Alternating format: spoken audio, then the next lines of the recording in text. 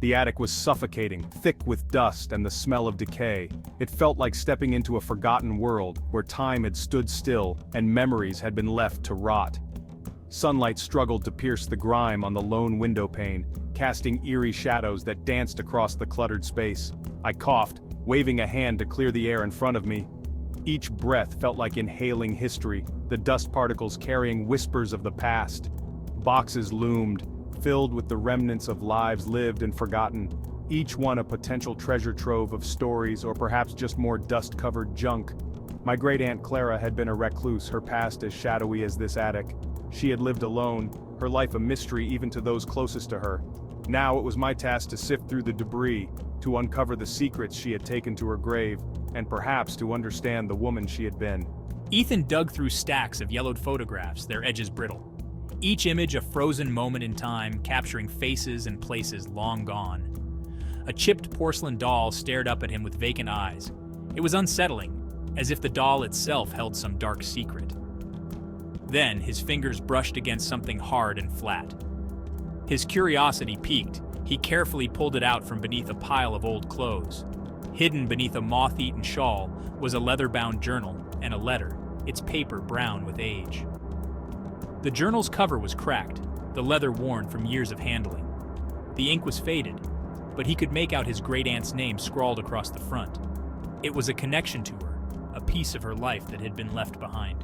Intrigue warred with a growing sense of unease. What could be so important that she had hidden it away? I pulled the letter free, my pulse quickening. The paper was fragile, threatening to crumble under my touch. The handwriting was spidery, almost frantic. Each word seemed to tremble on the page, as if written in a moment of great distress. The words themselves were like a cold wind on a warm day. They sent a shiver down my spine, filling me with a sense of foreboding. "The truth lies buried," the letter began, beneath the willow's weeping shadow. The cryptic message was both intriguing and terrifying. Ethan's breath caught in his throat. What truth? What had his great-aunt been hiding all these years? And what shadow was the letter talking about? The questions swirled in his mind, each one more pressing than the last.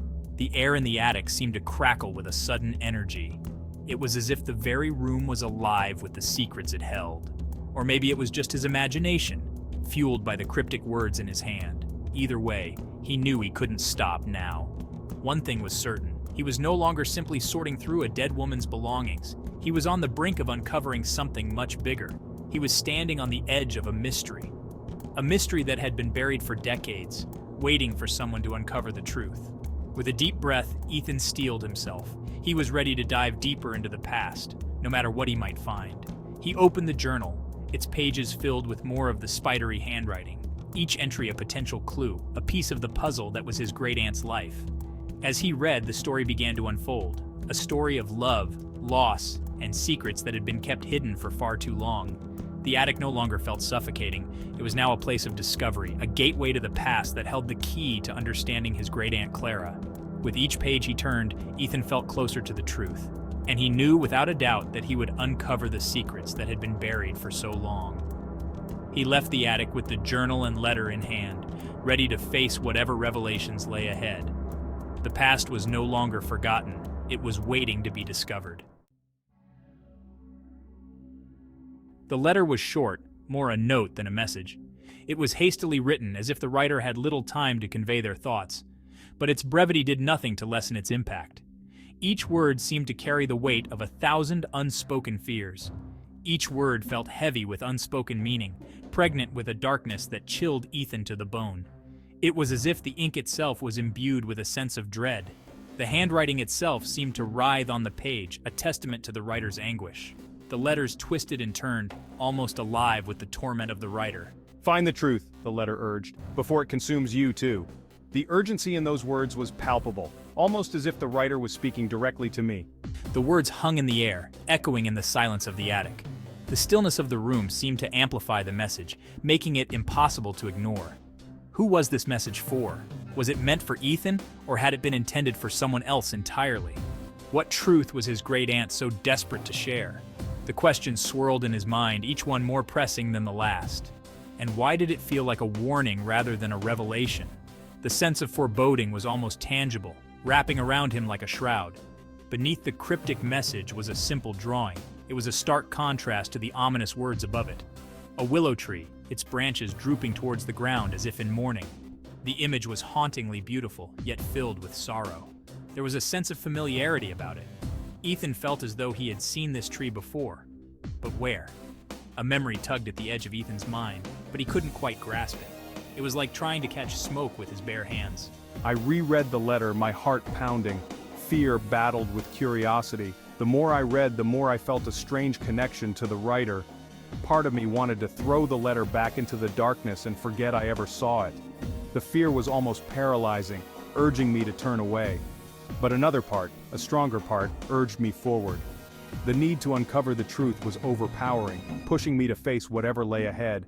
I had to know the truth. No matter how terrifying it might be, I couldn't live with the uncertainty. The journey to uncover the mystery had begun. The willow tree stood at the edge of the property, its branches trailing in the overgrown grass.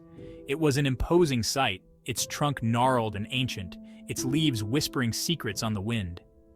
It was the same willow from the letter, Ethan realized, a cold certainty settling in his stomach. This was where his search began. The air under the willow was cool and damp, the sun struggling to penetrate the dense canopy. The ground was soft, as if recently disturbed. I knelt down, my fingers brushing against something hard and metallic. It was a small, tarnished key. Ethan's hands trembled as he dug, the earth yielding easily to his touch.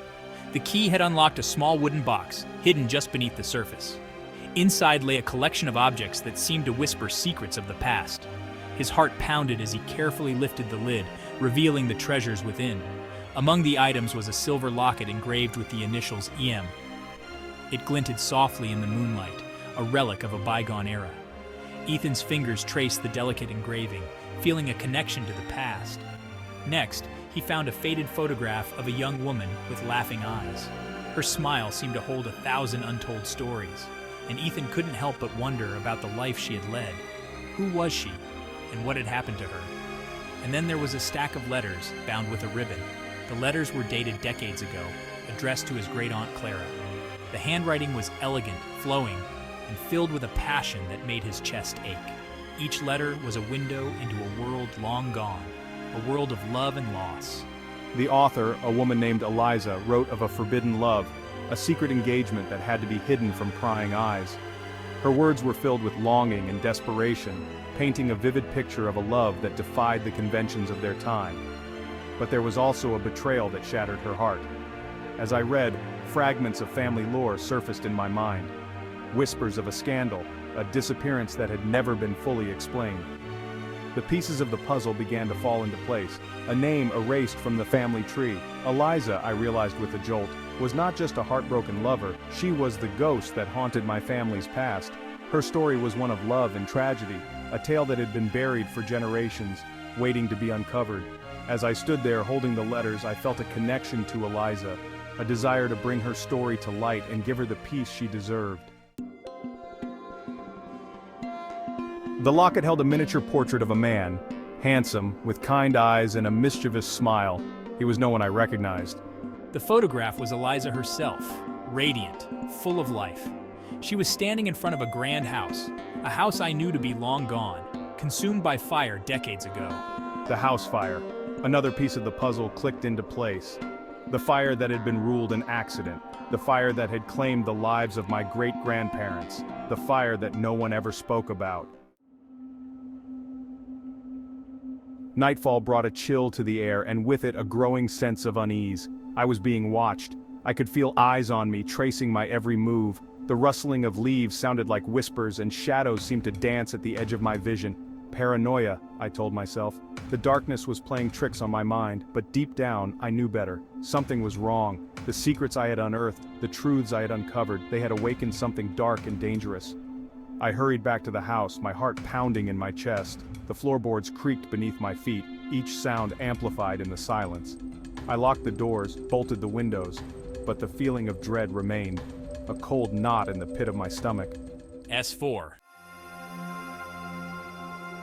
Sleep, when it finally came, was filled with unsettling dreams. Faces swam before my eyes. Eliza, her face stained with tears. The unknown man from the locket, his brow furrowed with worry. And my great-aunt Clara, her eyes filled with a haunting sadness. The weight of their secrets pressed down on me, suffocating me. I had stumbled onto something I didn't understand, a darkness that stretched back generations. And now, it seemed, that darkness was reaching out to claim me as well. She... S2. The final truth was more horrifying than anything I could have imagined.